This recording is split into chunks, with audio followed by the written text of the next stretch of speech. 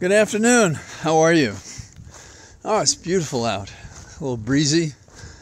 We don't have the offending sky, although we had a bunch of clouds a few moments ago above me. And since I've been writing all day, I'm not crazed as if I was hyperventilating and obsessively following the details as we anticipate a grand day for American democracy when the criminal who was in the White House has gone from the White House to the courthouse. Perfect. Absolutely perfect.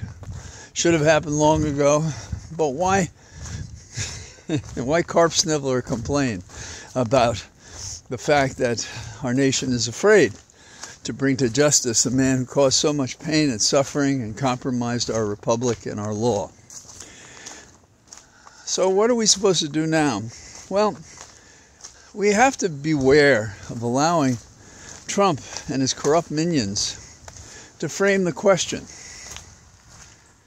The law that is pivoting us, turning us back toward our republic is the standards by which we deal with each other, and we deal with misconduct among us.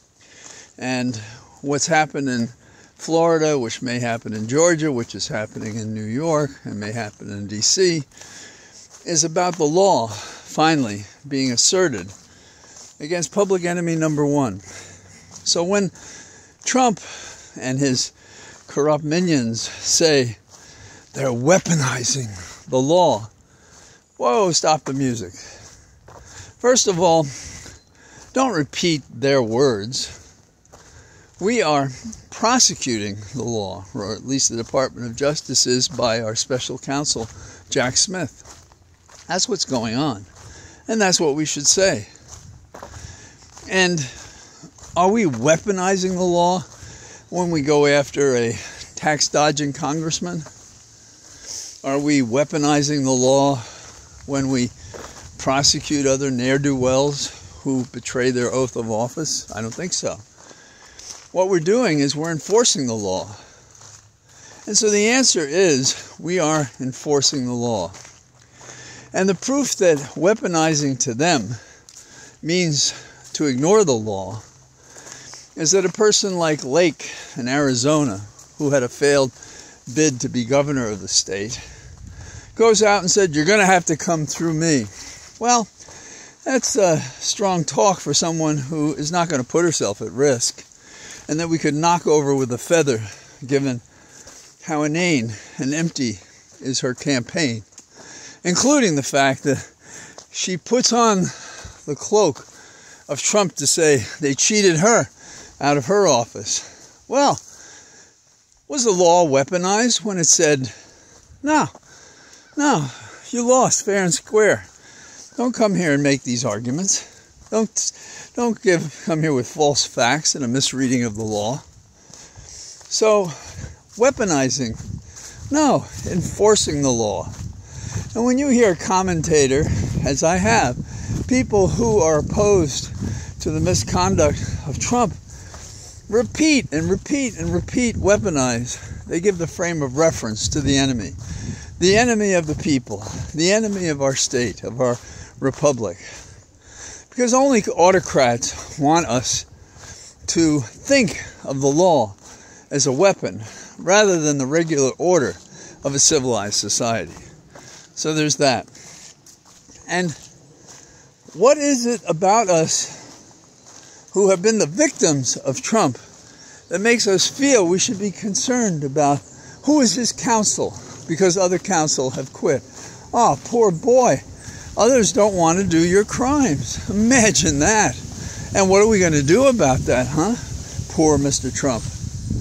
Well, if you don't get somebody into court so that you can say, "I'm not guilty," and pick a date, the court probably, or any other court, would appoint a public defender.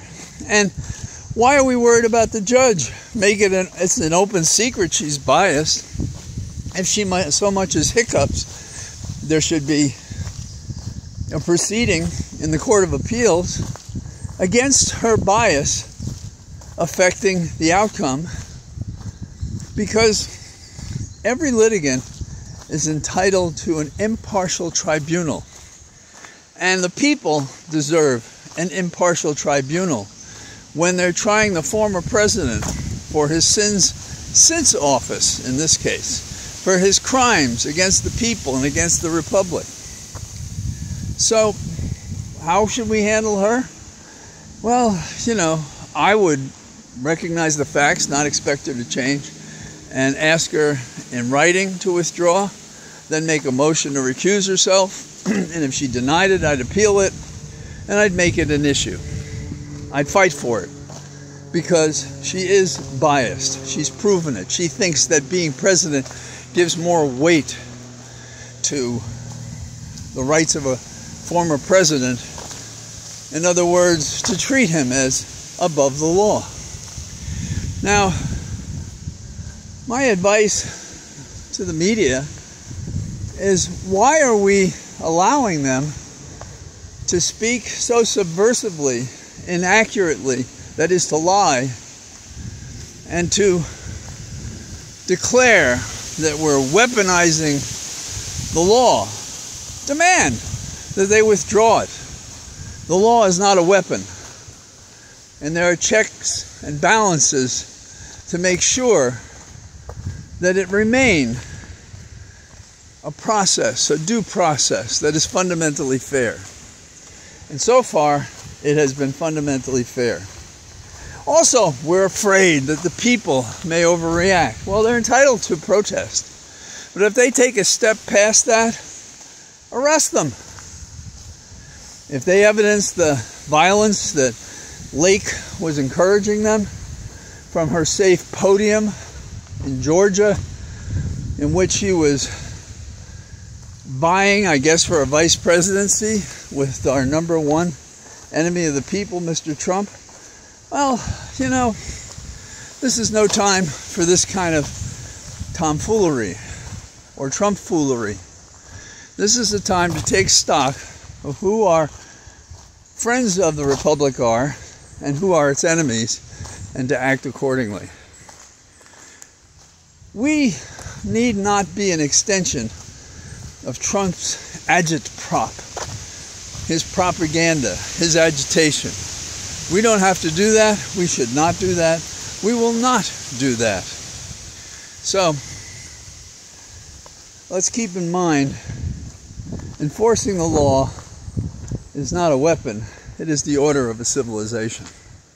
So that's basically what I have today, because we don't have much to talk about looking at the news, and it's a shame, but Trump and his failures and how he compromises us.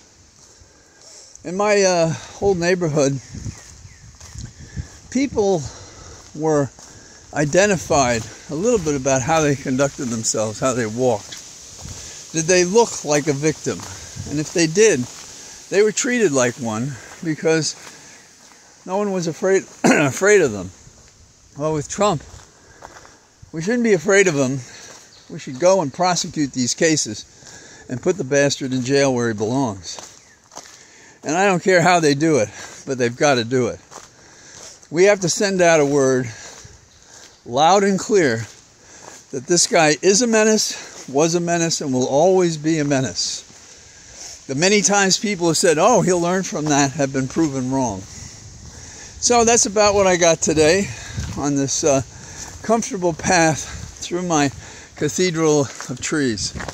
All the best. Bye-bye.